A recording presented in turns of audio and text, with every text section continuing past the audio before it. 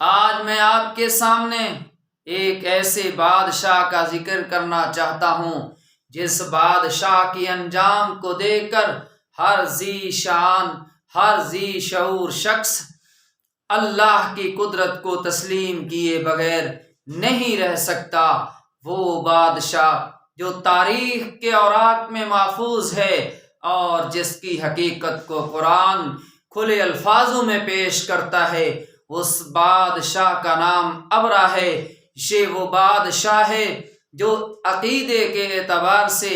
عیسائی مسلک سے تعلق رکھنے والا تھا۔ اس نے اللہ کے گھر یعنی بیت اللہ کے مقابلے کے اندر کلیسا بنایا، اور وہ بھی اس غرض سے کہ لوگ بیت اللہ کو دیکھنے، اس کی زیارت کرنے کے لیے ہر سال وہاں چلے جاتے ہیں۔ لہٰذا انہوں نے ایک عظیم و شان خوبصورت کلیسا اس غرض سے تیار کیا کہ لوگ بجائے کہ بیت اللہ کے طرف جائیں، اس کلیسا کے طرف متوجہ ہوں۔ انہوں نے اپنی دولت کے منہ کھول دیے، انہوں نے اس کے اوپر اپنی دولت قربان کر دی اس غرض سے کہ لوگ اللہ کے گھر کو چھوڑ دیں۔ لیکن جب یہ کلیسا تیار ہوا، لوگ بھی اس پہ اس درجے متوجہ نہ ہوئے، لیکن یہ کہ ایک شخص نے جا کر اس میں ایک ایسا عمل کیا جس سے جب ابرا بادشاہ کو معلوم ہوا کہ یہ تو مکہ کا ایک رہائشی شخص ہے جس نے یہ حرکت کی ہے، اس نے غصے میں آ کر یہ قسم اٹھا لی، کہنے لگا کہ اب جا کر بیت اللہ کو گرائے بغیر میں پیچھے واپس نہیں ہٹوں گا۔ اس زمانے کے اندر اس نے 60,000 کا ایک لشکر جو آج سے اور محمد رسول اللہ صلی اللہ علیہ وسلم کی ولادت سے 50 یا 55 دن پہلے کا واقعہ ہے، آخر اس روانگی اور تیاری یوں آپ کہہ سکتے ہیں کم و بیش آپ صلی اللہ علیہ وسلم کی ولادت سے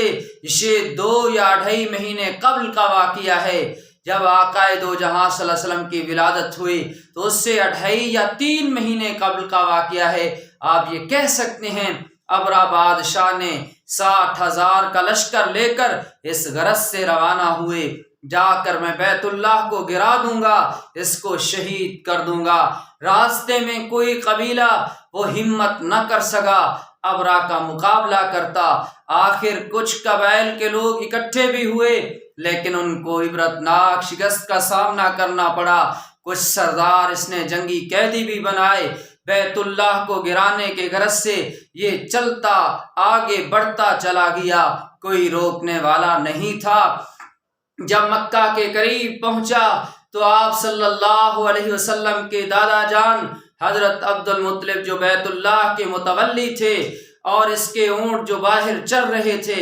ابرا بادشاہ نے ان کو بھی گرفتار کر لیا، اور کہ پکڑنے کے بعد وہ بھی اپنے تحویل میں لے لیے۔ جب حضرت عبد المطلب کو معلوم ہوا اور اہل قریش کو فرمانے لگے ہم تو مقابلہ نہیں کر سکتے،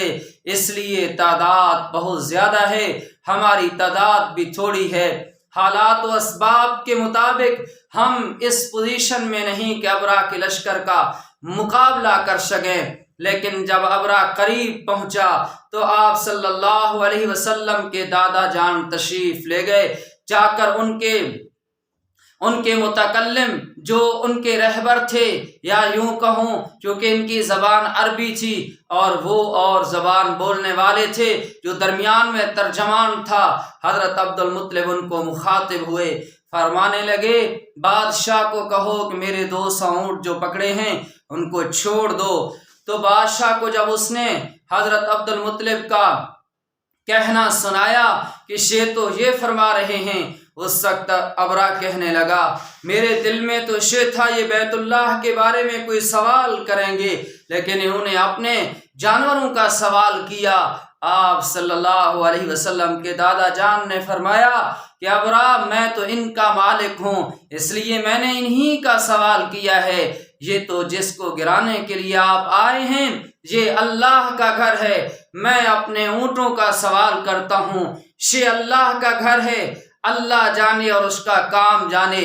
آپ میرے اونٹ واپس کر دیں۔ یہ لینے کے بعد روانہ ہوئے، بیت اللہ کے پاس تشریف لے گئے، دروازے پہ کھڑے ہوئے، اللہ کے سامنے ہاتھ اٹھا دیے، اے میرے مالک، یہ تیرا گھر ہے، ہم بے بس ہیں، اس لشکر کا مقابلہ نہیں کر سکتے۔ اللہ جب سب بے بس ہو جائیں تو بے بس نہیں ہوتا، جب سارے اپنے ہاتھ کھڑے کر دیں، اے اللہ اس وقت تو ہمیشہ اپنی قدرت کو دکھایا کرتا ہے۔ میرے مالک، اس بادشاہ کو آج عبرت کا نشان بنا دینا، جو دنیا کے لیے ایک عبرت نشان بنے۔ یہ اللہ کے گھر کو شہید کرنے کے غرض سے آیا ہوا ہے۔ عبد المطلب ایک درد بھری دعا کرنے کے بعد قریشیوں کو لے کر مکہ کے پہاڑوں پہ چڑھ گئے، سارا منظر دیکھ رہے ہیں۔ ابرا اٹھے، لشکر کو بڑھانا چاہا، ایک ہاتھی، کیونکہ اس کے اندر 12 ہاتھی بھی تھے اور ان کا مقصد بھی یہی تھا، بیت اللہ کی دیواروں کو زنجیروں سے جکڑ کر، ہاتھیوں سے باندھ کر، زور لگا کر دیواروں کو شہید کر دیں گے۔ عبد المطلب پہاڑ کی چوٹی پہ یہ سارا منظر دیکھ رہے ہیں، اب یہ ہاتھی کو اٹھا کر آگے بڑھانا چاہتے ہیں، لیکن وہ ہاتھی قدم اٹھانے کو، بیت اللہ کی طرف جانے کو تیار نہیں۔ بادشاہ مارتا ہے، ظلم کرتا ہے، پھر کسی اور سمت کی طرف رخ دیتا ہے، وہ ہاتھی چل پڑتا ہے، جدھر بھی رخ دیتے ہیں وہ چلنے کو تیار ہے، لیکن اللہ کے گھر کی طرف اس کے قدم اٹھنے کو تیار نہیں۔ مسلمانوں، یہ تو ایک جانور ہے جس کے دل میں اللہ کے گھر کے تقدس اور عظمت اور شان کا یہ عالم ہے۔ اب ابرا بادشاہ تھک ہار گئے کہ آگے تو بڑھنے کو تیار نہیں، دیکھتے دیکھتے ابھی سے تیاری میں مصروف تھے، بیت اللہ کی دیواروں کو شہید کرنے کا پروگرام بنا رہے تھے۔ جانور آگے بڑھنے کو تیار نہیں تھا، بڑے غول پرندوں کے اڑے، شرق سے، غرب سے، شمال سے، جنوب سے، اور آئے پرندے چھوٹے چھوٹے غولوں کی صورت میں، ان کے چونچ میں بھی کنکریاں ہیں، ان کے پنجوں میں بھی کنکریاں ہیں، اوپر سے بارش کی طرح برسانے شروع کر دیے، جس سے کہ ابرا کا سارا لشکر تباہ و برباد ہو گیا۔ اسی واقعے کو قرآن کریم سورۃ فیل میں اللہ نے ذکر کیا۔ میرے مسلمان بھائیوں، میری ماؤں بہن بیٹیوں، غور کرنا اس واقعے کے اوپر۔ یہ اللہ کا گھر ہے جس کی حفاظت کرا رہے ہیں اللہ پرندوں سے۔ الم تر کیف فعل ربک باصحاب الفیل الم یجعل کیدہم فی تضلیل وارسل علیہم طیرا ابابیل ترمیہم بحجارۃ من سجیل فجعلہم کعصف مأکول۔ کیا آپ نے نہیں دیکھا کیا حال ہوا